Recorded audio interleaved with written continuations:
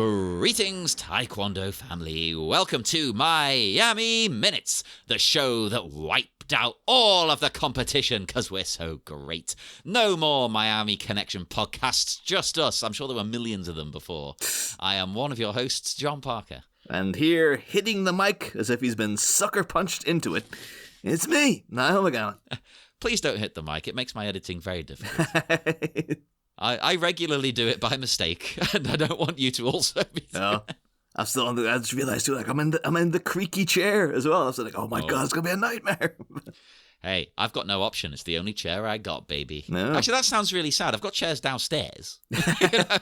I've got other chairs. I don't have one chair in my life. We're not like one of those celebrity podcasts, though, where you see them sitting in like a luxurious armchair with a microphone like perched up right by their mouth and stuff. Where it's like, you're still like, no, I just have to sit in office chairs and do this other thing by a desk, Yeah. you know. But It's not as glamorous as you think it is. We're punk rock, motherfucker. That's how we roll. Oh. And yeah, speaking of rolling, let's roll on to today's minute. Minute 44. The minute starts with making the wrong guy mad, and it ends with Uncle Chad.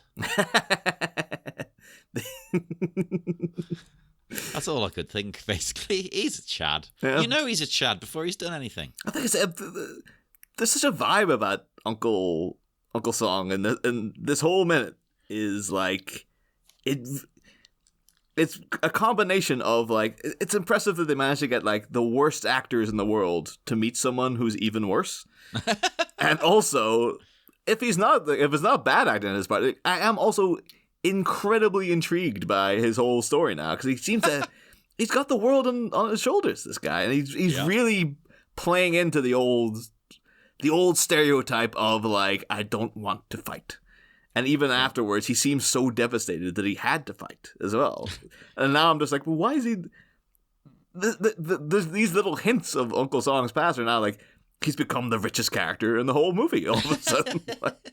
And sadly, this is one of the last times we get to see him. Yeah. I don't know if it's like they judged it as being like, no, this is just bad acting and to just get rid of this character. And then inexplicably not take him out of the edit because there's no reason at all for him to be in the movie except it being the director cameo. And he's not even the real director, properly. But yeah, even in the commentary track, to be honest, they do say, I think at one point they say, this is Park, one of the directors. It's like, well, okay.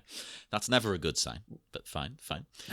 No, I do love it's the trope, isn't it? The reluctant master dragged back in. It's like that Jackie Chan meme where they've drawn a cartoon Jackie Chan and he's going, I just want to be left alone while he's kicking people in the face. Well, so it's that classic. Again, I would go to like Mr. Miyagi. Of just like, it's not about, learning the thing isn't about attacking people. It's you learn to fight so you never have to fight. But yeah, Uncle Song, he seems like he's in his Luke Skywalker Last Jedi phase here of just like, I've come here and I'm running this restaurant so I can slowly die.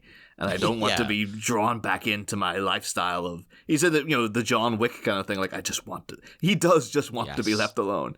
And the fact that, he gives these guys 2 chances to walk away. Like we saw one at the end of the last minute where he's coming over with his, no sloppy steak, guys, please. That energy.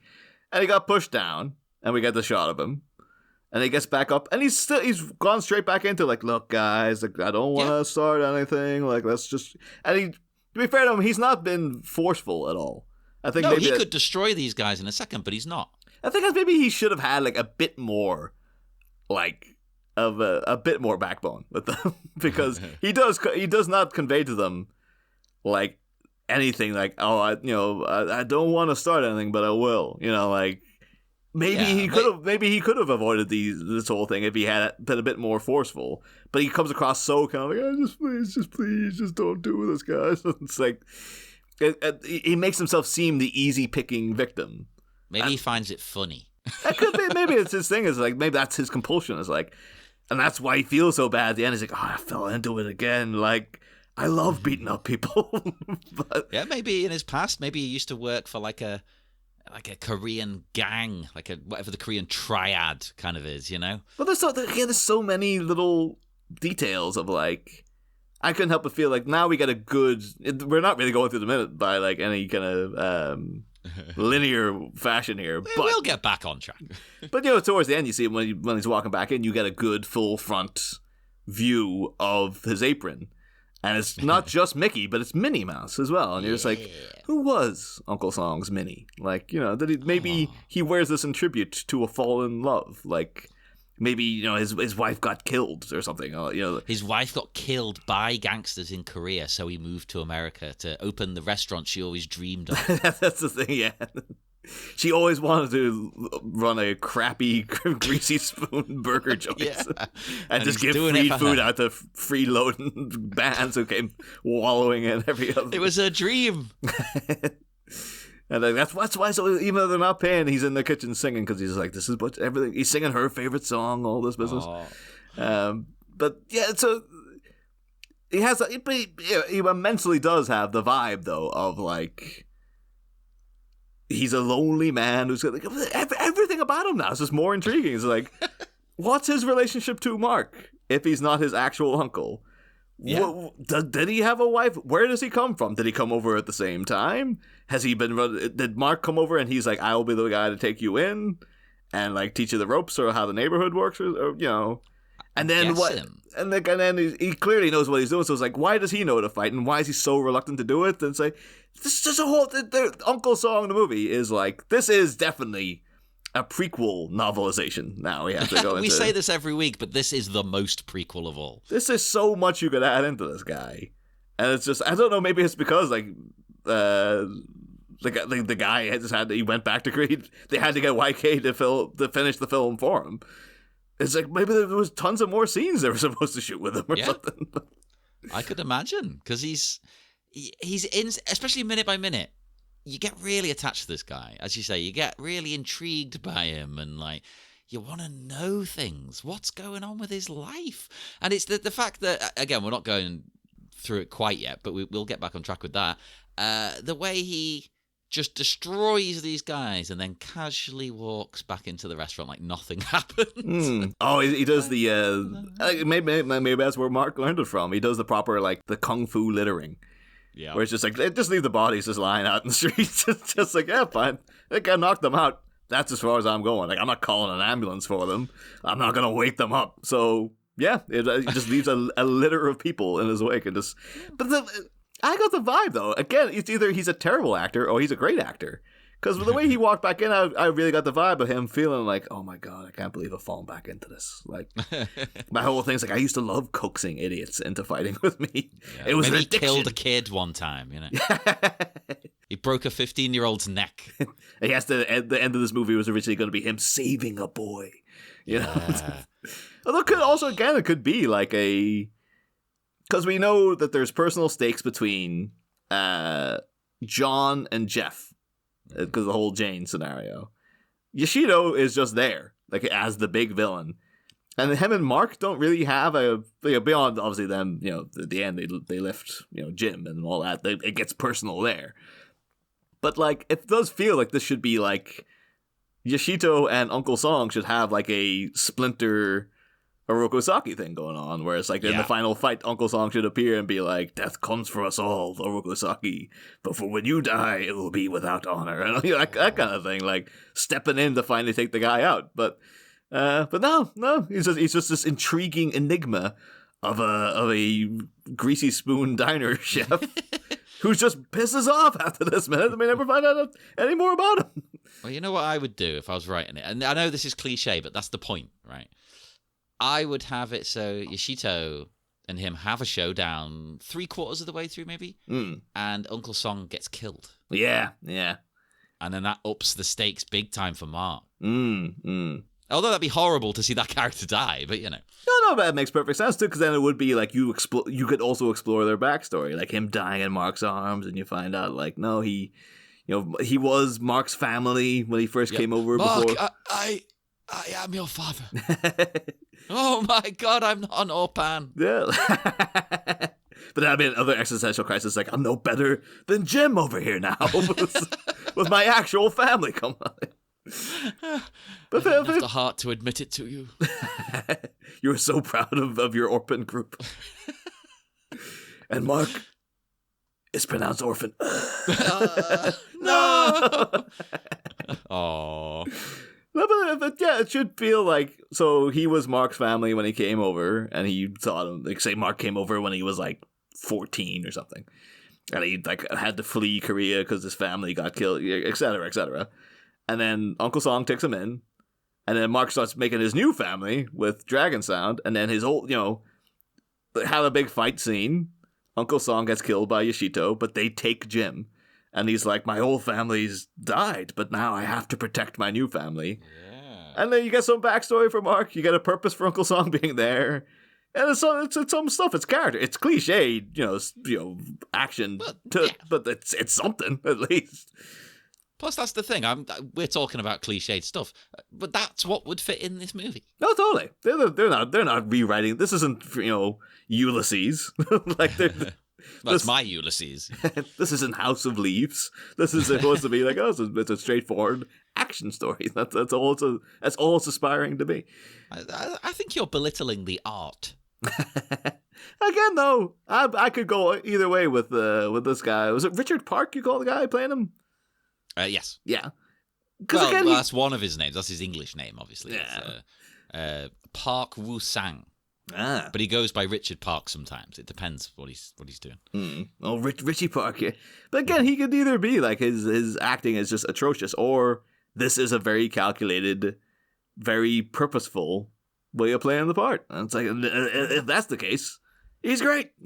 So, but hey, go back to the start of the minute. Because yeah, we have him. He gets up. There's the shot of him lying down, in the dirt.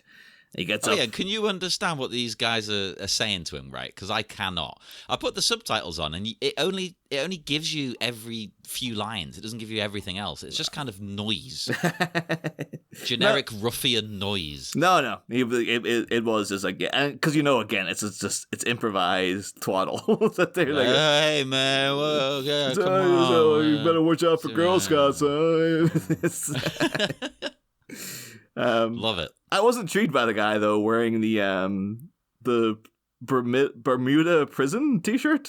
Yeah, because this was now this opens up another like who is this guy? Because they've also got the old bandana routine going on that we've seen in previous scenes with other gangs, but they've got like a kind of khaki colored or camouflage bandana like wrapped around the arm and stuff. Maybe that's their gang symbol. Yeah, but like apparently one of them has served in a Bermudan prison at Her Majesty's pleasure, apparently. Well, I don't know. Would you actually get issued that at a prison? Maybe for like doing exercise. I went to the Bermuda prison and all I got was this lousy t-shirt. I just thought it was like a fashion thing, Like there was a trend for a little while. I'm going to say mid to late 2000s of people wearing like an orange shirt, like it looked like a prison. Oh, I recall that. Yeah, that used to be like the big. Yeah, we used to go into what they call Quiggins. Used to be in Liverpool, the alternative clothing store. But it used to be like encrusted with emo wear, and all the t-shirts were awful. Oh, every single, especially slogan ones. Yeah, all the normal people scare me. Oh, t-shirts and again all.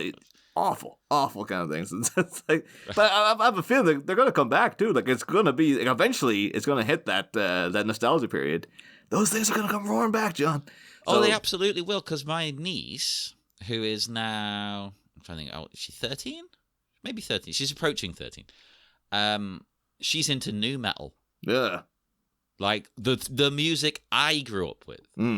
She's dressing like I dressed, and it's like, this is kind of weird. This is a bit strange. Like I feel old. That's all well and good though, as long as it doesn't get into the slogan t-shirts though. It doesn't get. It's gonna move on to that next, right? That's the next step. Yeah. I'm trying to think of. I'm trying to think because they were so bad you kind of want to cast them out of your mind. Well, those prison tops always seem to be worn by Slipknot fans and things like that. I thought. I was trying to go through my mental database too. I was like, Slipknot, are they okay now? Has there been accusations leveled at them? Because I think they're clean. I think they're clean. Man. I think the old one of the old percussionists didn't accuse them of anything like horrendous, but he just called them dicks. Yeah. That's okay. Like, I was talking to someone about Tool the other day. I was saying about like, oh yeah, back in the day, like in my hometown, Tool ruled. Like they were the biggest. Nirvana and Tool were like the biggest bands for some reason. I was literally talking to one of the biggest Tool fans ever, but just before we recorded. No, but then too, I was just like, and then the person I was talking to was just like, oh yeah, the Maynard, he comes from the same state that I do. He grew up near me, and I was like, oh wow, and then I was like, if Tool had anything, put out against them, I was like, no, they haven't. Google it. Oh no, they have. Maynard in particular. So we say, oh, Slipknot are clean. If you Google it, they're probably not. Yeah, they probably have had something's been landed by somebody at some juncture. But whenever I get into a band now, because I have lots of avenues for discovering music. But like, say if I find a band through like Spotify, I don't know them. The first thing I do is type their name to Google and then accusation. Let me just check them out first. Am I allowed to like this? The song was good, but are they good? And oftentimes, no, they're not. And you're like, right, okay, delete that from my library then. Bye. But no. So if you go in and so yeah, I was wondering how do we get onto this? I was like, oh no, it's the guy's shirt again. Yeah. It's amazing. Do you think maybe he went on vacation to Bermuda and got this, or if it's like modern day, I reckon he just got that just down at like a secondhand clothes shop. I used to get random things like that. Like I remember I bought an American like shirt that you'd get if you worked in as they say, a gas station. Yeah. And it had the guy's name on it still. And I was like, that's kind of weird. I'm buying that. So it's like that kind of thing, just random shite. I always wanted to try to find like the bowling shirts and stuff, because I always wanted to put the pin pals, thing in the back. So I know you can get replicas of that, but it's expensive, isn't it? Yeah. I think you could maybe, because if you just got a bowling shirt and then you could essentially get like an iron-on kind of thing. But you could make your own pin pals shirt, but the pals are the pins we knocked down along the way. No, so one of my interpretations of this guy was like, oh yeah, maybe this is like they're the Bermudan criminal gang. They're over holidaying in Florida. Oh, they're the Bermudan version of Jeff. Yeah. And when you punch them, you're like, I don't know, your hand goes into a black hole and it comes out and punches you in the back of your head or something. Like, remember how terrified we were as kids of the Bermuda Triangle, and now it's just not a thing? That's because the Bermuda Triangle, it takes out everybody who can talk about it now. Oh, that's it. You can't. Let's never bring it up. Yeah. That's what happened to that submarine. It somehow ended up in Bermuda. It wasn't going for the Titanic. Like, I kind of want these guys to be on theme, and like the ninja stars they throw are like little triangles or something. And like, the reason you didn't get paid is because their money disappeared or something like that. Bit like a Warriors gang. Yeah. Oh yeah. That should be. These things should be. This film should be rife with this kind of crap. Like it should be like in A Clockwork Orange. And they show him like the census out there to like condition Alex against, doing violence. Yeah. They show you like criminal activities done by other gangs. And like, he had the bowler hat. But then you see these other guys in like beefeater hats and they like troubadour hats and stuff. And they look stupid, but it's also like, hey, lean into it. Like, so I want, all the other gangs, it should be like the Warriors, where it's like, here's the Bermuda gang. They're all themed around triangles. And everything that happens with them is really weird and stuff. I mean, to be honest, that's a crossover right there. Miami Connection and the Warriors. That writes itself, yeah? Like maybe some of the gangs come down to Miami. I mean, it feels as if it could be set in the same universe already anyway. Like, the Warriors is like New York, or thereabouts, right? It's like a big city. I'm guessing New York, but it's been a long time since I've watched it. Yeah. But it has the vibe, like, the New York that's abandoned and, like, bereft of a police presence, basically. Well, that's what movies in the 80s taught us anyway, wasn't it? Like, that's just how I imagine New York was. Yeah. Or Detroit. The reputation of Detroit now is forever scarred by RoboCop to me. It's like, oh, Detroit looks like the biggest crap all on the planet. I'm sure it's a very nice city, but it's like, oh no, I saw RoboCop, and it looks like it's absolute. It's like the eighth circle of hell. That's the thing. It's probably lovely. You'd probably have the best time. But if someone said to me, "I'm going to pay for you to go to Detroit," I'd be like, no, maybe not. You know, Mr. Simpson, if you ask me, the city of brotherly love is not Philadelphia. It's Detroit.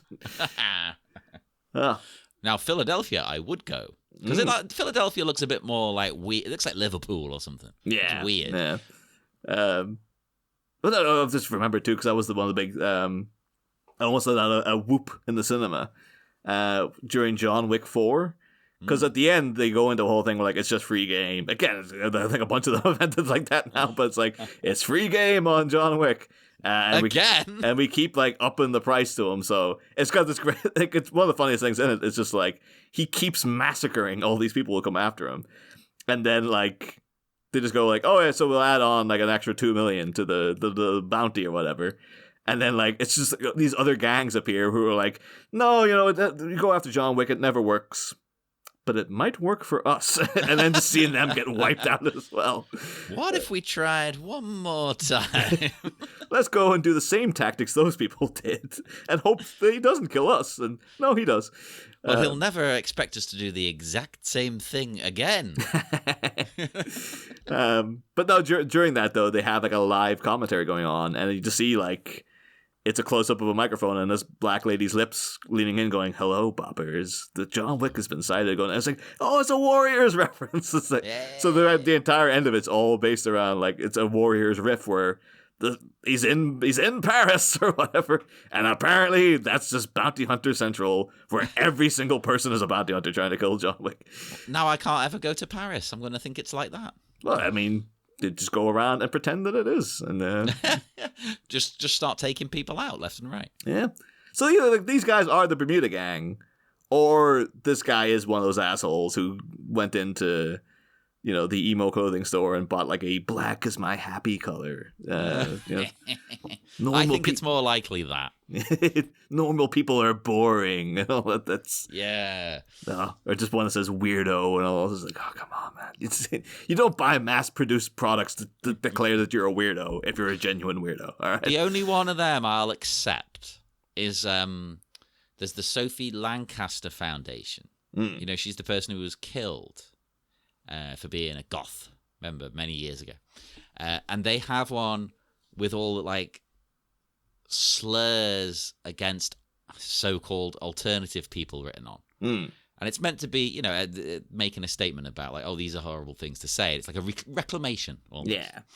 That one I'll accept. It does have weirdo, freak, and all this on it. And I'm like, okay, I can live with. I wouldn't wear it, but I can live with that. And the money goes to the charity that helps people. So no, like, I mean that's a good cause. So yeah, that's fair enough. And plus, it has an actual story behind it too. So if people are giving you kind of like, oh come on, man, we're wearing that shirt. You can be like, no, here's the story behind it, and that redeems it. So yeah, exactly. Unless he's wearing this in tribute to his friend who died in the Bermudan prison or something. But we shouldn't presume there isn't a story. Yeah. That's another prequel right there.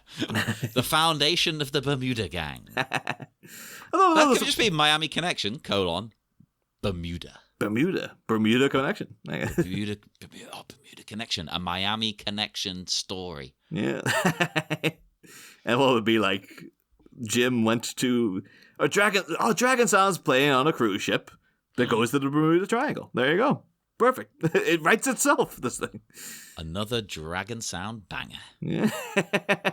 So you can think that's the tagline at the bottom every time. You release them like they're Goosebumps books. Yeah. And just every week there's a new Dragon Sound. At the bottom is always another Dragon Sound banger. Why not? Yeah, we've created a universe here. Come on. YK Kim, reply to my Instagram message. Come on, John, you gotta get on this guy. He hasn't even opened it yet. It's been weeks. Oh, anywho. So yeah, I think I'm on note number 2. So yeah, then Uncle Song gets up, as you said, pleading once again. He's not going to destroy him. But one of the guys he just goes too far. Yeah. And absolutely wallops him.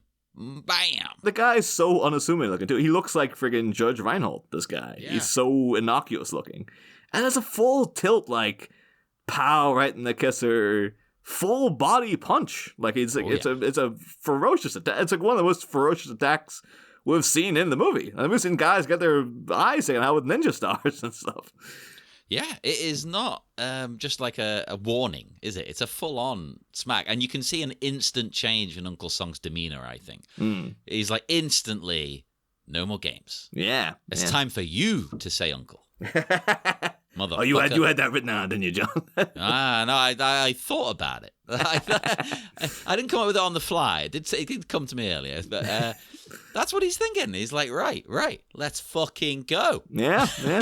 I am curious, though, because I'm fairly certain that shot of him down in the dirt again is the same shot that they used before, but, like, it's just like, just a little bit back. Come on, it's fine. Well, they didn't want to, they didn't want you to miss out on that beautiful booty. Yeah. He's there in a suggestive little pose, like, oh, I've fallen, oh dear. Yeah. It kind of adds to the kind of like the Dormammu of Come to Bargain vibe of just like, there's a cut of this where like, they punch Uncle Song down like 15 times, and he keeps getting up, just like, I'm just telling you, one more time. That would be amazing. Like, as always, tying it back to wrestling, famous match, The Rock and Mankind. They did that, and The Rock just kept hitting Mankind with a steel chair over and over and over and over. And he kept getting up and getting up and getting up. And apparently it was like really, it was too much in real life.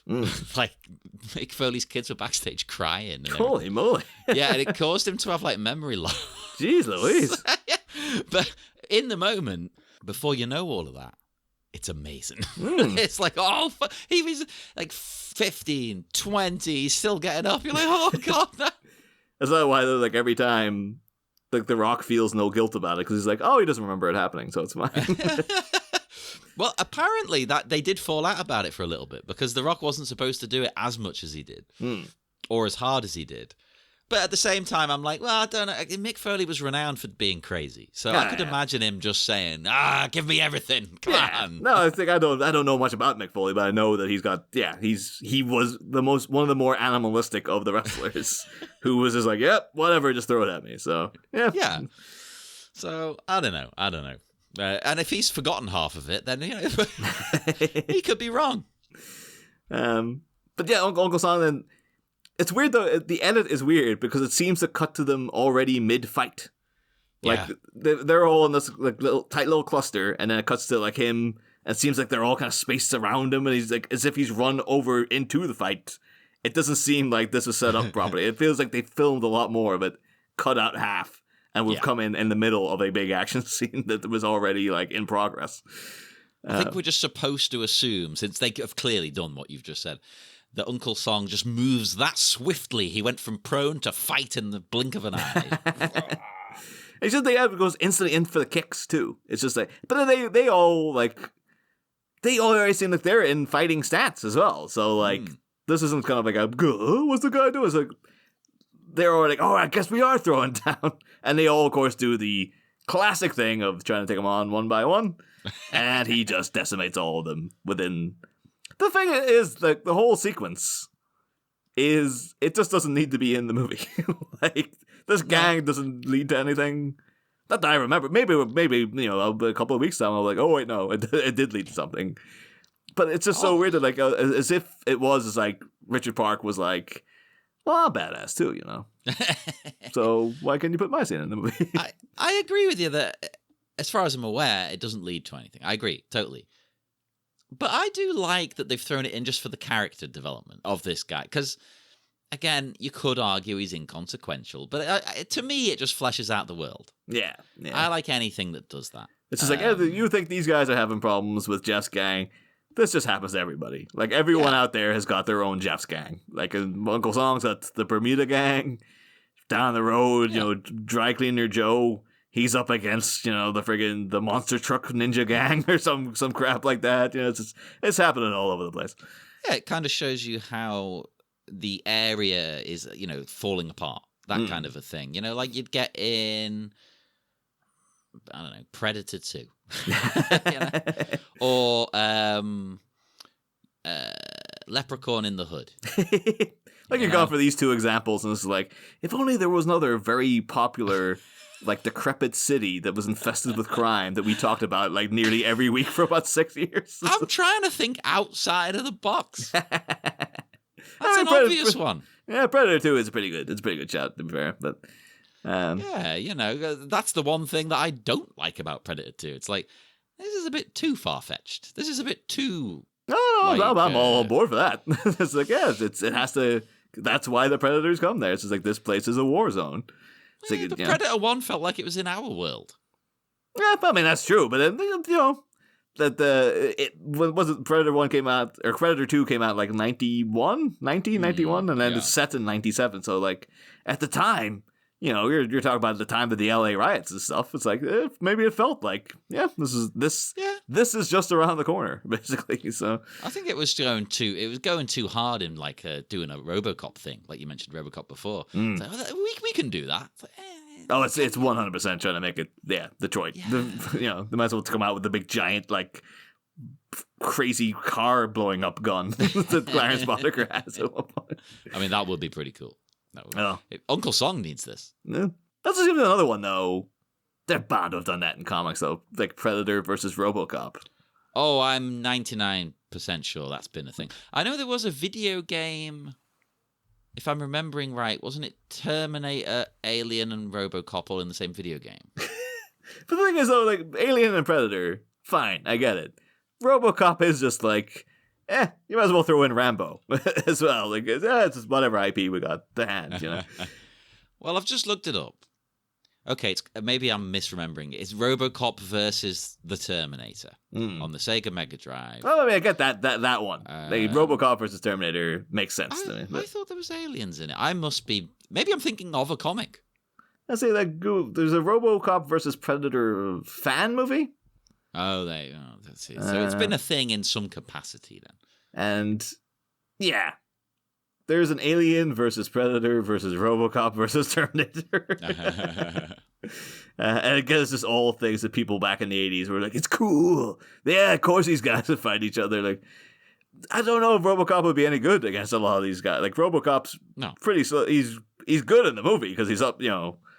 They've framed it in a way where it's like, well, we've created villains that he would be efficient against. And a lot of the time, they don't even do that because, like, he's slower than them and stuff. And that's why he gets the shit kicked out of him a lot. Yeah, like at the end, he's in bad shape, you know, at the end of both movies.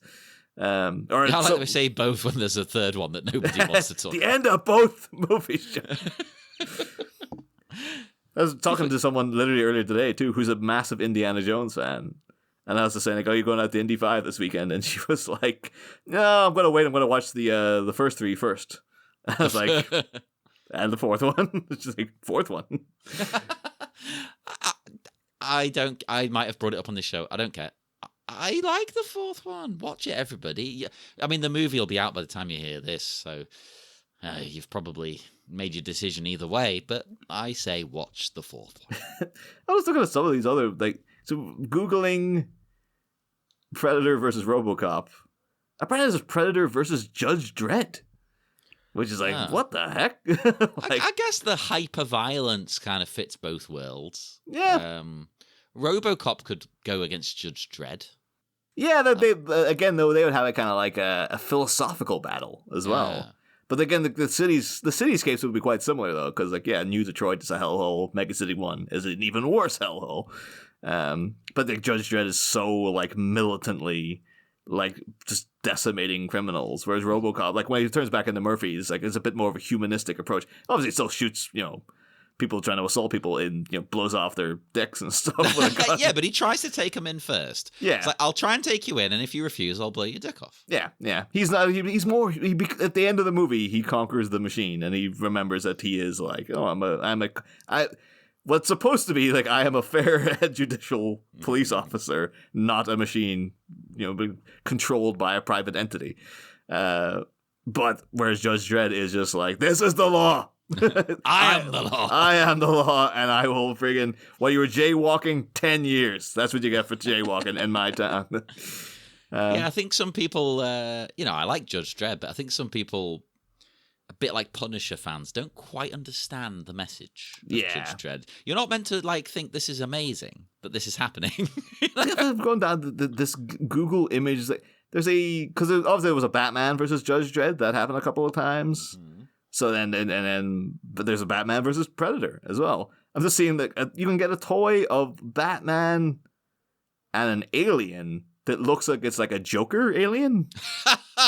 Like it's all white, and then the lips are red, and it's got like the top of the head's all green. And it's like, all right, now we're getting into some silly crap. Oh my god, that's amazing. So I guess it's like this might have spawned from a comic I haven't come across yet, but I'm guessing the Joker got facehuggered, and then this is the thing that came out of him. But like, I love the thought. Why would it come out like that? That's not in his DNA. Oh, everything about you get into what's an Arkham Knight. The Joker just gives a bit of his DNA. He gives blood donations to people, and they start turning into the Joker. It's like, all right, okay, whatever. If this is a comic, though, with the alien, we're getting it. We're covering it. We'll have to put a pin in that.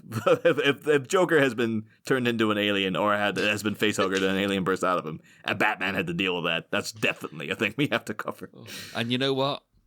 I'm going to give it, I reckon we give it to the Miami Minutes listeners as well for free. Yeah. Oh, totally. Yeah. Just because we brought it up on this show. Mm. I said, no, I'm going to have to stop now because I'm getting into RoboCop versus Predator erotic art. So, well, we'll save that for after dark. Miami Minutes after dark. Once you turn off those safety settings on Google and go into that image search, you don't know what's going to come up. So. You got to roll the dice, baby. Yeah. I'll be a punk, John. In Miami Connection. So, yeah, Uncle Song annihilates these guys. That's the thing is, though, fair play, maybe Richard Park wanted an action scene. It's very brief, though. And it's not that impressive. It's all just, close to camera kicks. There's not really getting to showcase, his... There's no showing off like YK Kim gets to do. Yeah, he doesn't need to show off. He's that good. He taught Mark everything he knows. Everything he toes. Oh, God, he should bust out the toe move just to show you that he is the master. That would have been the big final twist, though, if the big final showdown had been Uncle Song versus Yoshito. Or maybe even when he was trying to kill him, or when he gets killed midway through. It should have been like he flips off the shoe and goes for the toe attack. Yeah. Oh, and then Mark can win the whole day with the toe attack. Yeah. Or he tries the toe attack, but then Yoshito, he's the only person who can beat it. So, Uncle Song tries that, and then, Yoshito, snaps his leg in two or something as it's approaching. Or he rips his big toe off, so he can't do it anymore. Oh, God, horrific, but also brilliant. So Mark has to come up with, a new maneuver beyond the toe hold. It's like, what can I do? I get a little bit sad here, though, because even old Shorty, as we're going to call him, he gets decked. His awesome shorts are no help, despite offering this nice, easy breezy cut. Nice and freeing. I imagine they offer a lot of leg movement. Maybe that's why he's wearing them, for martial arts purposes, not for sexiness. Yeah, but it doesn't help. He's fighting a guy in a Mickey Mouse apron. Imagine that. I got battered by the guy in the Mickey Mouse apron. But again, maybe did Uncle Song's beloved, was she so enamored by America and its mass capitalism that she adored the character of Mickey Mouse, and that's why he has the apron? She died in that apron. She died at Disneyland, where the Disneyland mascot gang had taken over. On their first day in America. I got there, it's like, it's the land of the free. But no, Disneyland's been taken over by secret ninja gang. They're all dressed like the mascots. Goofy just disemboweled somebody down by the Pirates of the Caribbean. Oh, God, I wish we kept a log of all of this stuff. Listeners, make a wiki for us, because we're not going to remember any of this. Make a wiki. I know, we've got plenty of listeners, but I know you on YouTube. You send us a lot of messages in a good way. Make a wiki, please. Yeah. At least again, when we get to the novelization, the War and Peace size tome that we're writing, we can fill in all Uncle Song's backstory, and there you go. First day in America, went to Disneyland. It was taken over by ninjas, and it's going to be in like flashback form. So you'll be getting the movie, and then all of a sudden, the next chapter just will be set in the past, and then there'll be like 6 chapters of Uncle Song. Yeah. It'd be like, Godfather Part 2 kind of scenario. Yeah. You get to see Uncle Song's rise and Mark's downfall, I guess. Because, of course, I would have to have the original ending where we don't get the upbeat.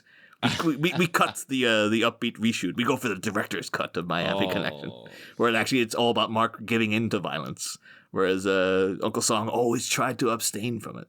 And so it directly emulates Godfather Part 2. Oh, that would be amazing. The final shot is just like Mark sitting on a park bench, and then like the final line of the book is just Godfather theme kicks in. Like, let's do our own edit and put it on YouTube of that. But yeah, sure. Like Shorty doesn't get he doesn't even get any cool moves. Like you kind of want him to like. Maybe he had a bike chain in his shorts or something that he gets out, and like you wanted there to be a little kind of like, all right, so he was the leader of the group, right? Although he didn't even really. Oh no, he did the first shove, right? He was. Yeah, he seems like he's in charge, and he has the vibe of someone who could kick ass, whereas the others just look like fucking idiots. Oh yeah. Oh no, he does look like a guy I don't want to mess with. Again, though, it's just because of the shorts and crop top combo. But he's got an aura about him, though. He actually looks hard. Yeah. Oh, for sure. But no, he doesn't get to do anything. So, again, it could be that there was loads of film stuff, and then this is like, yeah, just edit it down to this, you know? But, I guess maybe that might have been part of the big fallout, like, because, you know, jumping ahead, but when Uncle Song's back in there, he's very apologetic for this happening. I was like, I'm so sorry that had to happen. Maybe that's actually Richard Park, like, out of character. He caused a massive fuss about wanting an action scene starring him. And then afterwards, he's like, nah, I just feel really bad now. Like, Aww. You did. I'm so sorry. I was like that, guys. And then the next day, they just woke up and they had like they left a letter saying, yeah, I've gone back to Korea. YK, you finish the film. But we do actually get in the fight. 2 face kicks. Take 2 drinks. Yay, 2 drinks, or 1 big drink, whatever you I thought you meant Two-Face showed up for a second. Why not? Let's do it. I've had 1, let's have 2. To be fair, when Dragon Sound do arrive, that shirt John is wearing, that's Tommy Lee Jones's Two-Face's suit, right? Like that's the pink leopard print thing that Tommy Lee Jones had going on. Well, I thought that. Well, as you say, sorry, Dragon Sound do arrive, you know, just in time to offer backup. To say that, I think no backup was required, I guess. Well, I know. I did think initially, like, oh, thank God, he can't hold off this whole group. Well, turns out he can. But yeah, the shirt, I thought it was leopard print, but then I sort of paused it as he's getting out of the car. So let's say second 28 of this minute. Pause it there and look again. It ain't leopard print. It's kind of like someone's trying to draw like a scary face. There's like two dots and then like a kind of squiggly mouth kind of thing going on. Oh yeah, see different ways you look at it. You see different things. I thought it also looked a bit Space Invaders. Oh yeah, there's that too. Yeah. But now maybe, I can see the face. Now you've said it. Whoa. Maybe it was Space Invaders. He was wearing that to impress Jane because he's like, oh, she's a computer nerd, right? And she loves circles. There's circles on this. I love nerdy shit too. But I have to say, fair play to John for this because he's, you know, of all the clothes in the movie, that shirt's probably my favorite. I would legitimately wear that. Yeah, I mean, I would wear a lot of these clothes, to be honest. You know me, but that's very nice. This is a weird thing. It looks like Dragon Sound are on like a night out. Like this ain't even like wait, Uncle Song is expecting us, but they're like, again, they probably aren't like planning to invite Uncle Song out with them, but it feels like they're going there to get dinner, and they are hitting the town, baby, because they're all dressed to the nines and stuff. You got to line that stomach before you go having shots and hunting down that poontang pie. You know. Because you got John wearing this again. This looks like maybe that was part of his backstory. Is he was Florida's district attorney, and then had acid. Eventually gets acid thrown in his face, and then wears half this shirt. That was also the original ending. Yeah. Yep. But Angelo's wearing like it looks like he's just stolen a lab coat. Oh, I really liked it. I thought it was like a kind of, to me, it looked like a light, maybe linen kind of boyfriend jacket. They call it, like a loose blazer. Well, it's very much like a Crockett look. So I guess in Miami Vice would have been big at this time. So he's probably just going for I'm Miami adjacent. All right, we're in Orlando, but come on, this still counts. So, I really like it though, because I'm someone who likes layers. I don't really like just having a t-shirt. I know I sometimes do, but that's a necessity. I like lots of layers. I like a jacket on at all times, but sometimes it's too warm. There seems to be this particular style that we don't really rock too much now, a very light jacket. It's almost a shirt, but it's cut like a jacket. It's kind of like that kind of is it kind of like a white linen kind of thing? Is it kind of thing you would see like gangsters in the Cayman Islands wearing? Yeah. I always want to look like I'm the man from Del Monte. I think that would be a good look. You always want to think of like, oh, I'm wearing a very thin, breathable suit, but still going around patting your face with a handkerchief because you're so sweaty all the time. Oh, yeah, and fanning yourself with your straw hat. Yeah, just take off the damn suit, never! Style, you have to suffer for fashion. It's only really Angelo and John are the guys who are really, trying to come out with us here. The rest of the Dragon sound like, they dress up a little bit more than usual, but like... they're not quite putting effort in. Mark's got a kind of it looks like it could be like a leather t-shirt. Yeah, it looked really punk, I thought, like something the Clash would wear. It's got zips on it. Yeah. I'm not too sure if the material is leather, but like it looks like a leather jacket with the sleeves cut off. And then like a kind of the zip done halfway down his chest, but then also on the shoulders there are additional zips for fashion. I like it.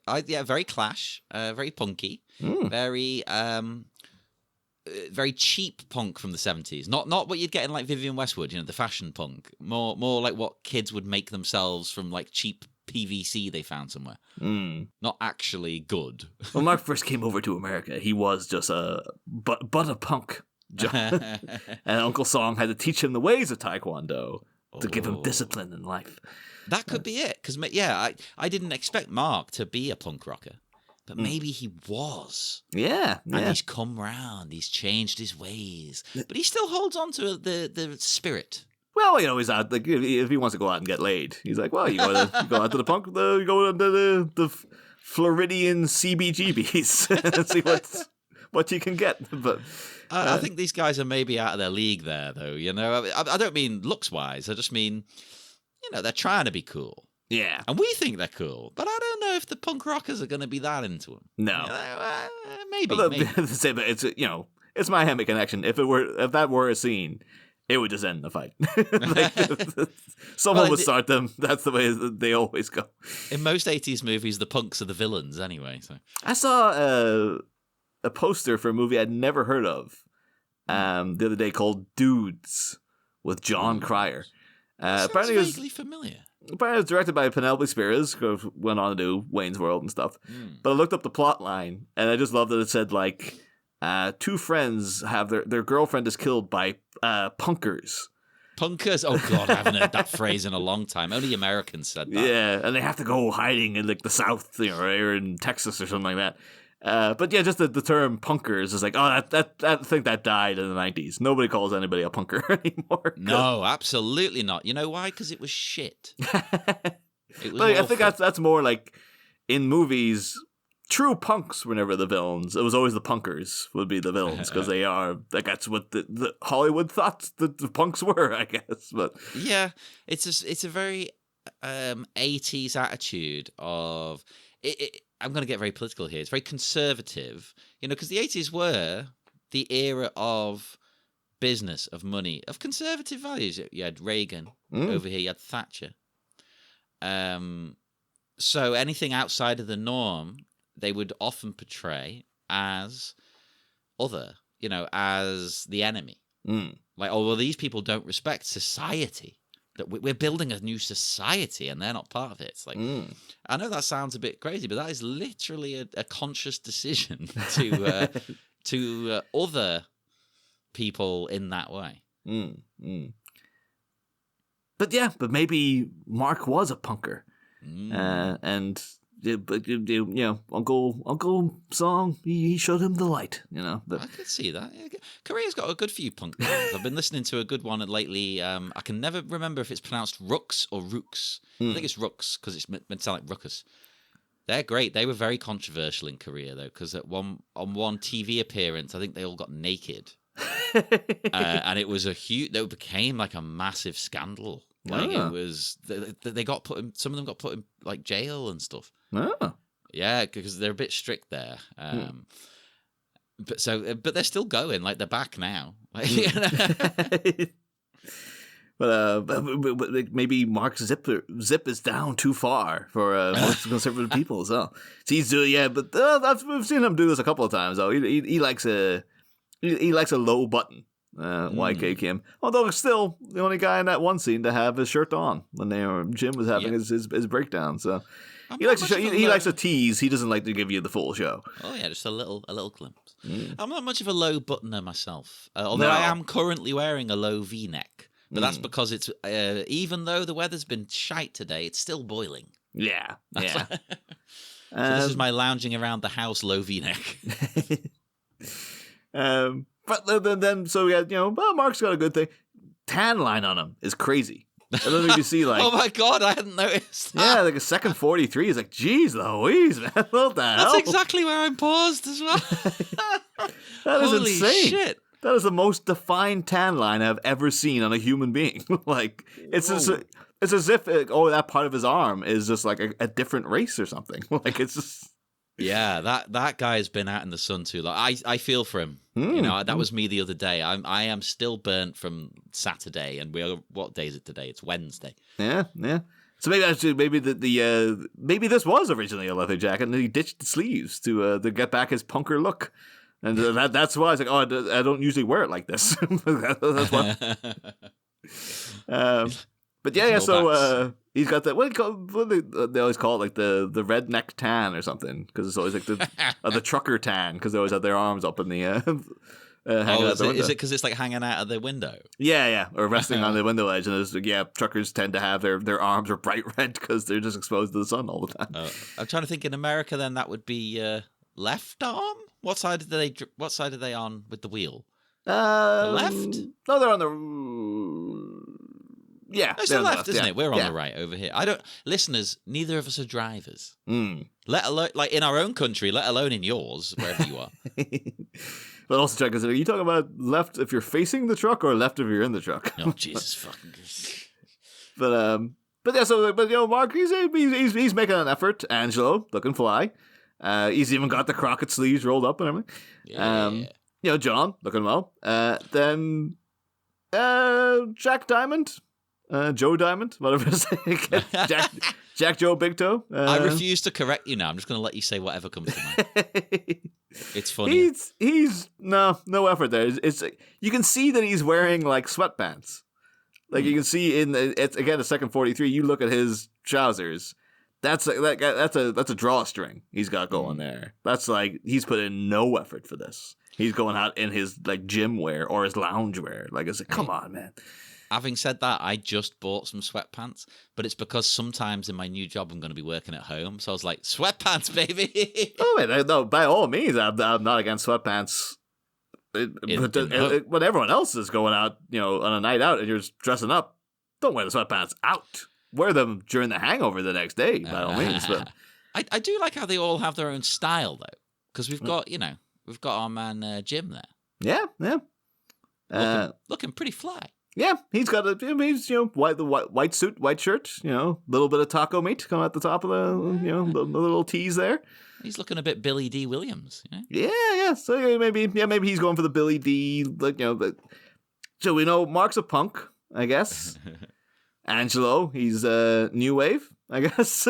Yeah, I could say new wave. Yeah. Or maybe Angelo's a bit more new romantic, and then John, that's new wave in like the Devo kind of sense. He's going for something a bit more crazy. But then I guess maybe then Jack Diamond. That's more of a kind of Bruce Springsteen thing he's trying to go for. Of like, yeah, this the blue collar guy, just I wearing. can see that. Maybe he's got a hat in his back pocket. Yeah. People always think it's a bandana on that album cover. It's not. It's a hat. Look at You it never told properly. you he's got like a cut off denim vest in his I call it a vest. Over here would just like cut off leather denim jacket, but like I think over there they always referred to what we would call as waistcoats. Vests. Yeah, it's very confusing to me. It's very confusing. Americans, you didn't have to do that. Come on, we already had words for these things before you were a country. Because we would call a vest, they call like a tank top. I was like, that's a tank top's a different thing though. Like, what the hell is this? Yeah, they call it a tank top or a wife beater, which I think is the slang term because that's horrific. Yeah. But here, it'd be like in reference to kind of like Streetcar Named Desire kind of thing, like. But here, a tank top is often, I think they call a sweater vest. But I don't know. I don't know which of those did come first. So maybe America's right on that one. Yeah. I'll concede. But vest, but that was already a very specific thing. But then so whenever Springsteen shows up with like, oh yeah, denim jacket, but like the sleeves cut off.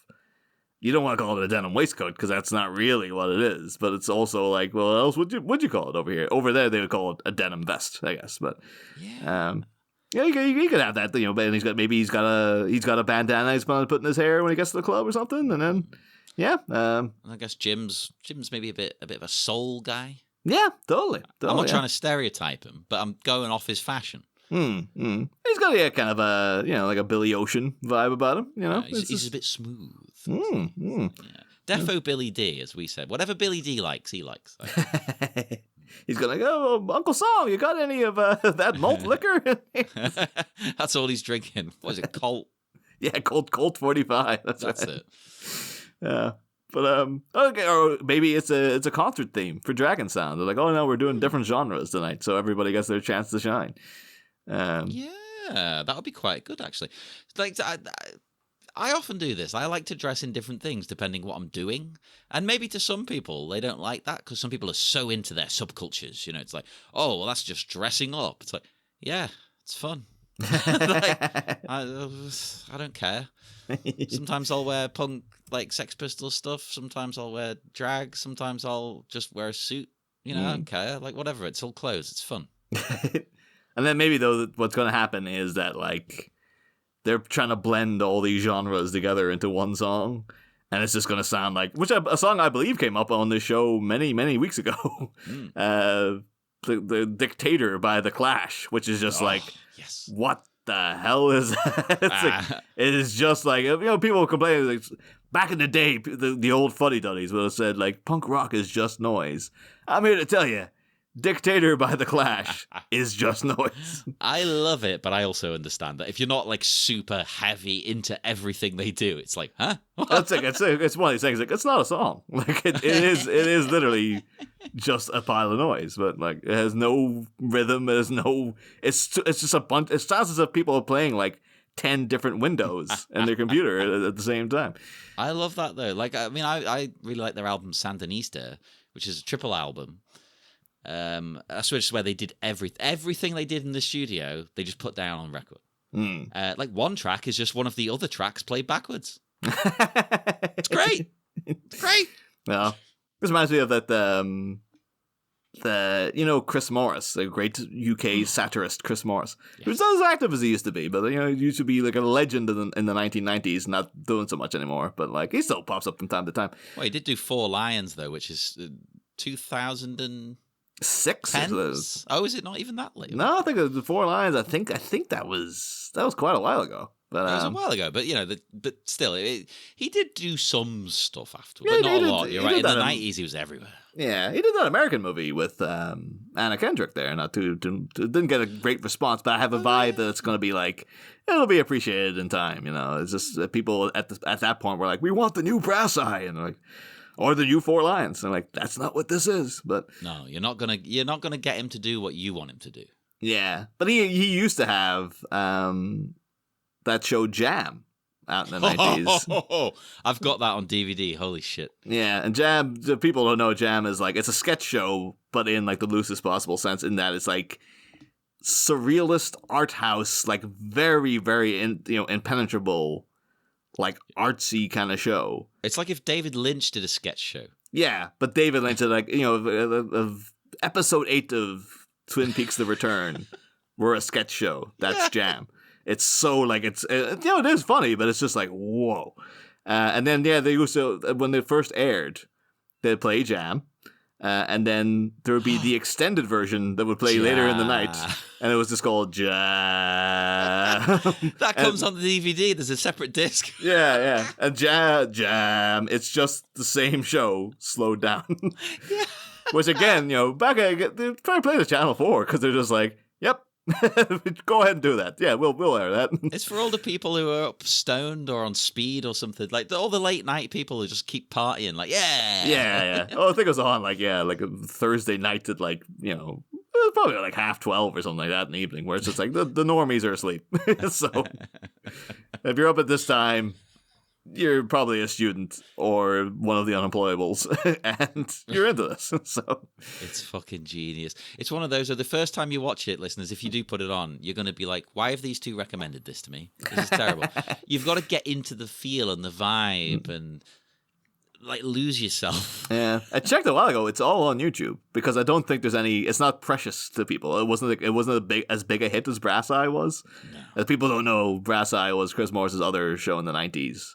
Where it was like a spoof news program, but it was a big hit, and it was very controversial. But that's the kind of thing. It's like, oh no, we have the Channel 4 over here would have like the rights to that under lock and key. They're like, no, this is we can sell box sets of this, and people will still buy it. Whereas Jam was just like, we don't know what this is. So if it's on YouTube, yeah, fine. Whoever uploaded that can keep that uploaded because we're not going to make any money off that. So. I think I'm the only person who bought the DVD. Yeah, that was it. We sold one back in 2006. So. I've still got it somewhere. I'll dig it out. Yeah. But we missed another drink. The guys hop over the doors to get out of the car. They don't use the doors. Take a drink. Refreshing. Yeah. Brewdog, Lost Lager. But so yeah, Uncle Song, of course, walks in to his fine establishment. Again, I just love the fact though he's knocked all those guys. We don't see them run away, so presumably they're all lying unconscious outside. They're all dead. He broke their necks. Yeah. So I like more the idea that like they all just wake up eventually, and he's just back in there, back on the grill, and they're like. Do we go in for round 2 or like what is this? They come back in for more food. Is you're gonna pay this time, right? Okay, yeah. and then they don't. Yeah, it's like, oh god damn it, guys! This is the 5th time in a row this has happened. He's been doing this since 12 p.m. Maybe that's why Marcus is like he's been having a lot of problems. It's like no, it's this cycle has been just going for hours and hours and hours. So that's why the Jack and Silent is like we're here to break up to stop the filibuster here. Like, okay, there could be a misunderstanding though, because Uncle Song does have a sign in the window saying special sub. So I don't know. Maybe these guys are thinking like, oh, they're the Doms. They were just like, all right, well, he's into it, right? Yeah. Okay. I'm glad you went there because for once, it wasn't me. I'm interested. See, I did write a note about that, but nothing to do with sex. Now you're disgusting. I was just surprised that that he would sell subs. Yeah, it doesn't say. I'm still like not sure of like. What the place is, because it felt like he was serving them like Korean food or at least Asian food. Yeah, I thought it was going to be like Korean dishes, maybe some Asian fusion. Maybe a couple of like a chow mein just to keep the Americans happy, that kind of thing. But obviously not. Maybe it's a mixture, or maybe he just made that for them. Could be. Oh, that would make sense. So maybe he's running like a. And that might be why he does it for free for them. Because it's like, like he runs like a burger joint that sells like sandwiches as well and stuff. And it's all American style food. But when Mark comes over, he gives them like an authentic like Korean dishes. They're like, the taste of home kind of thing. And it's Mark's friends. And like, I'll give it all to them for, it's like a quote unquote family dinner. So that would make sense. That's a nice way of looking at it. I could see that because I don't know. I don't know the popularity of Korean food at this time. I know in America it's very popular now because you see it all the time in American movies and TV shows. They're always having Korean like barbecue and things like this. But in the 80s, I don't recall ever hearing of people really going on about Korean food. So maybe he thought, well, I can't make money that way. But that would be his niche as well. I don't know. Well, maybe he came over and he tried that and it didn't work, and he had to go to. All right, I'll become another burger joint, kind of thing. Oh, yeah. What's in the special sub? Salami, bologna. Yeah, bologna. Yeah. We don't have that here. Ham, and I'm assuming that says cheese. It was cheese, or if it's going for full on salted meats. That are all basically the same thing. It could be chorizo, but I doubt it. America doesn't strike me as a big chorizo place. I love chorizo, but it feels like that's a bit too like they wouldn't call it chorizo. It'd be like spiced sausage or something. They do have it because I think some Mexican dishes use it. Oh, I'm sure in Mexican restaurants they would call it chorizo, and it would be authentic as all hell. But imagine in like a greasy spoon kind of place, they'd call it it's spicy sausage. And I reckon with these flavors on offer, that just a cheese would go with those meats. As a vegetarian, I say this, but I used to eat meat, people. Although, what's with the plain ham when you've already got salami and bologna? Because he's just trying to it has to be special, so.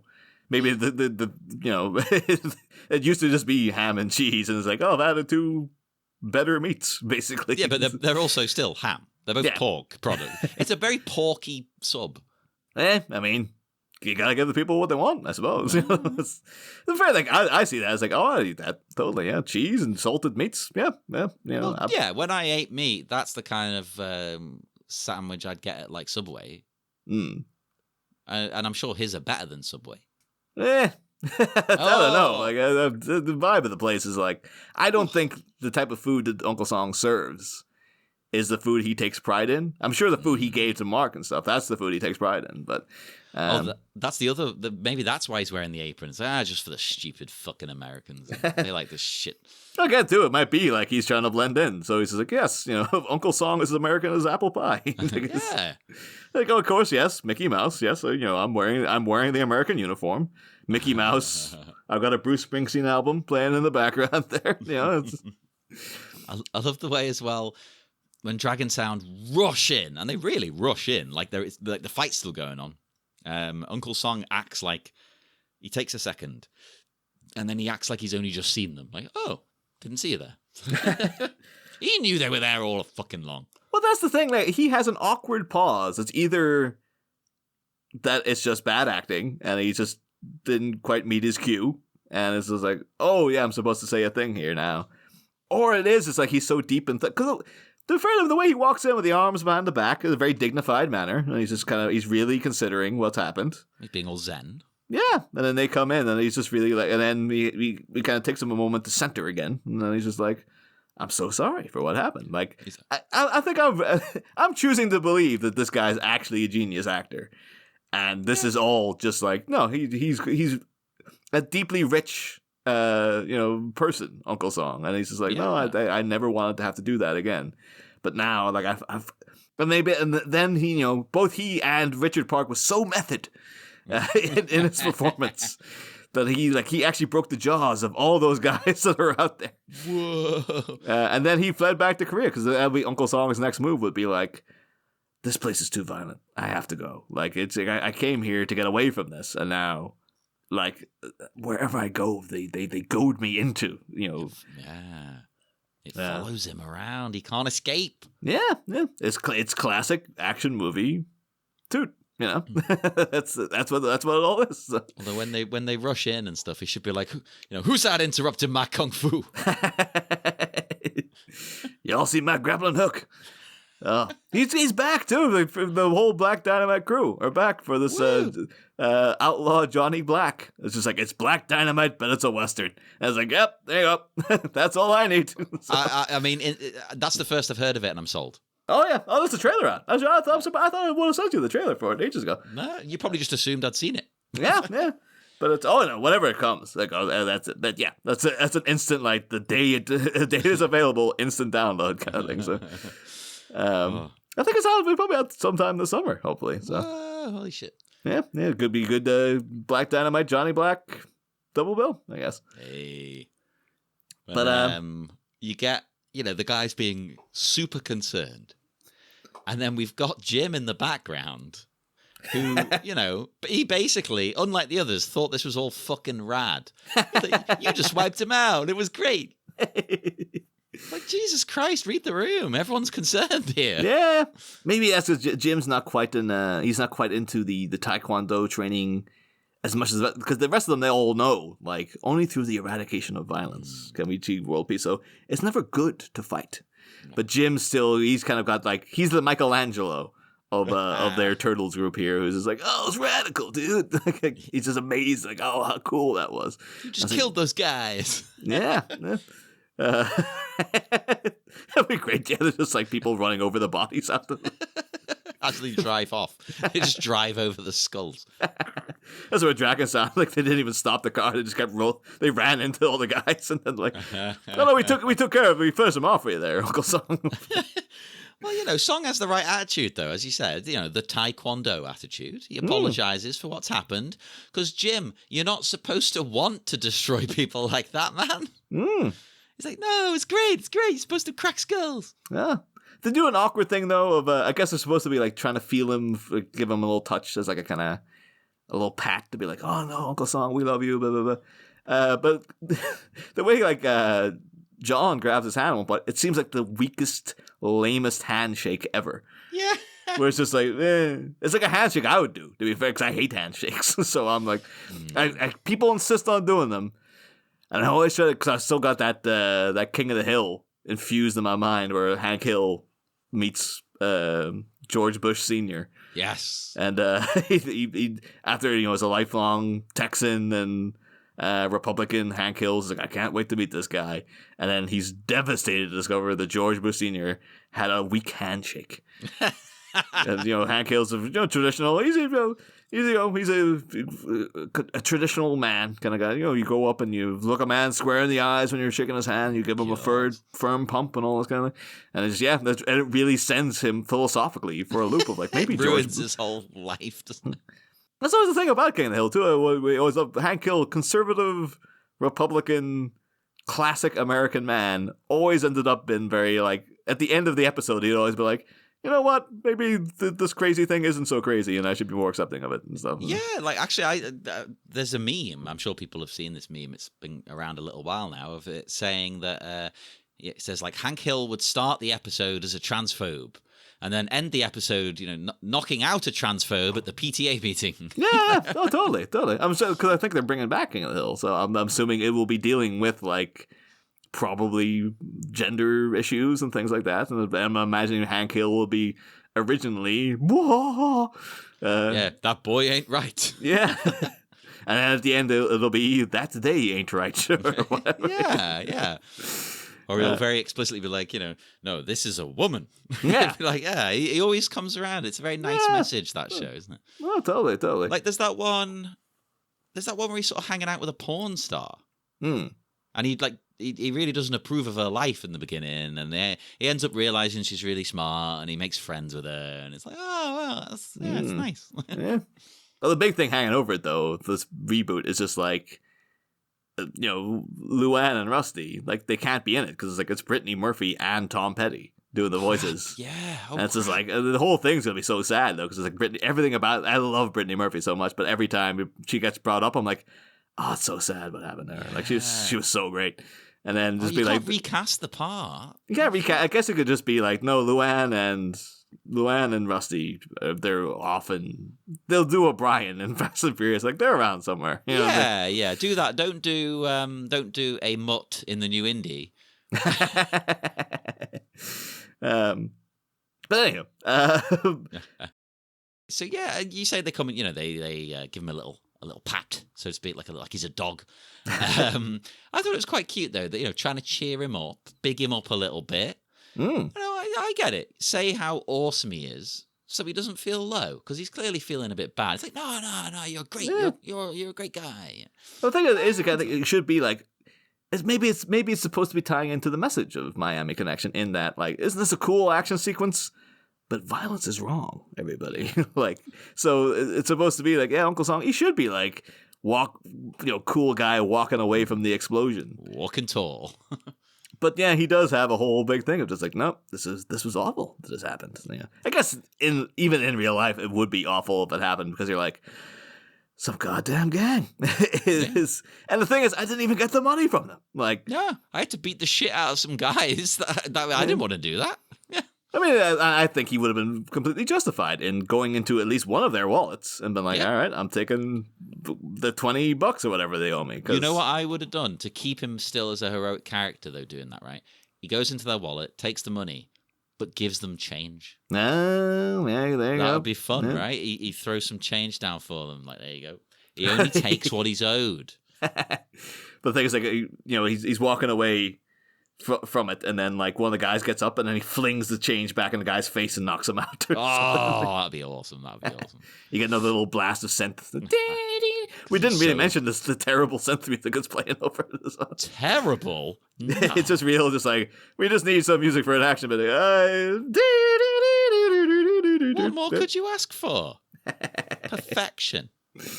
Yeah, but yeah, Mark, of course, gives him a napkin to wipe up the blood that's not there, and that's pretty much the minute. It is indeed. I've only got one other thing, which is the commentary track. Mm. Because I joked earlier about Uncle Song teaching Mark everything that he knows, but in the commentary they explicitly say that he is a mentor to him. And, that every great martial artist has to have a mentor. Yeah. And Uncle Song is Mark's mentor. So maybe he did genuinely teach him that. I mean, I was kind of joking, but it's a possibility. Oh, yeah. Oh, I accept it. Basically, more Uncle Song is what we wanted. And I think we'll get a little bit of him next minute. I don't recall him featuring in the rest of the movie. So no, he literally does just vanish. Yeah. Because the guy just fucked off back to Korea, as you said. Yeah, it's like that guy in the room. The guy with the glasses who was like a main character, and then just midway through, it's like the actor was like, you know what, the hell with this, I'm out of here. So. I also get it from Park's perspective, though. It's like, okay, I'm finished. We've done the movie. He's gone back home, and then they're like, "Oh, actually, no, the movie's terrible. We need to redo loads of it." I'm in Korea. I'm not coming back for this piece of crap. Yeah, and also too, they're like, "Movie's terrible. I made that. I made that damn movie." Yeah, screw you. Do it yourself. Slimy, mudhole. My home this is. Oh, he is a Yoda figure. Yeah. Oh yeah, totally. Well, Yoda doesn't want to fight. Well, I say that. In the prequels, he seems too eager to fight. That's part of the problem. Well, yeah, he goes in and starts that. But you can say Palpatine started it because he created a galactic empire. But Yoda does go in. Of the originals would never even fight then. I don't know. Maybe in that scenario, he is like, all right, somebody has to step up and do something, because hanging out isn't going to do anything. So again, I think it's just the nature of the fight, for it being like a lightsaber duel. Whereas you would hope it would have been more like him and Palpatine as like supreme advanced Force users will be like going through the Force into each other's minds and creating some sort of psychedelic, philosophical kind of, like thing. A kind of a Batman Scarecrow thing. Yeah. It should have been like, that's the next level of the Force we're introduced to, is like, yeah, it goes beyond consciousness and everything into like they truly become. They don't have to lift a finger. They just have to, their war is going on in the Force. Oh, that'd be amazing. They're literally sitting opposite each other, like meditating. Yeah. Oh. And no, I'm sure the temptation would be to like cut the close-ups of their face going, So nothing like that. Just have it all be in like within internally, and then but no, it's just a lightsaber fight. So now we're ending on a downer, because that's what I really want, and we're never gonna get it. They do that kind of thing in Legion, the TV show, with fantastic the X-Men TV show that everyone kind of forgets was an X-Men TV show. Fantastic program with Dan Stevens and Aubrey Plaza, but like he's advanced psychic fights and stuff. Yeah. And they go into like the astral plane to have fight, to battle and things, and it gets like weird. And that's what I want. That's like season 1 of Legion's perfect. Season 2 and 3 kind of get like very hit and miss. But like when they had to go, like, okay, we have to do a fight scene. It's not gonna be like a fight scene though. It's gonna be we're gonna do some crazy editing thing where it's just like what even am I looking at anymore? Like, but it's like that's how these guys fight because they're super advanced psychics and stuff. But that's what Uncle Song should be doing. Yeah. He goes out now. He just he has this little sad moment, and he goes out and he's just like. You get the dun, dun, dun, dun, dun. And he just like puts out the hand, and like all the bodies and stuff flying just levitate off the ground up into the air. And he turns to Mark and he's like, "That is why you fail." Oh, that'd be so good. I'm into it. Right, we can end on a happy note now then. That's still such a boss move by Yoda to be like, get this absolute noob. We're like, I can't lift the ship. It's impossible. Go over and be like, yep, there it is, asshole. Well, that's the best bit, wordlessly. Like, no, he doesn't even diss him until it's done. He's like, and he doesn't even say, leave it to me. He just walks up and goes, I'm going to fucking do this. Yeah, I think the diss is the worst part because it's just like, that is why you fail. Like, not even like, you can get better at this, kid. Don't worry. It's more like, no, you're a failure, Luke. And this is what you're doing wrong.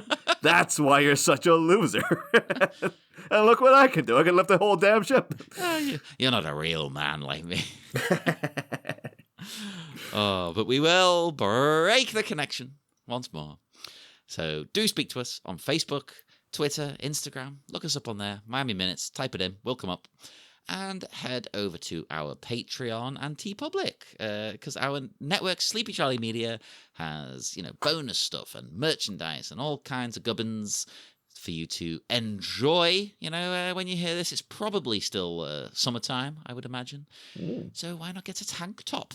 I think it would suit you well, or a wife beater, as we said, or a vest. A vest. Don't be beating anyone. Either be like, interpret that being a vest as in a waistcoat or a vest as in a wife beater, whichever you prefer. Whichever you prefer.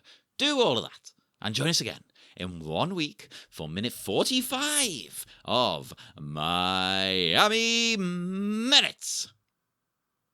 You just wiped them out. It was great. Listen to me.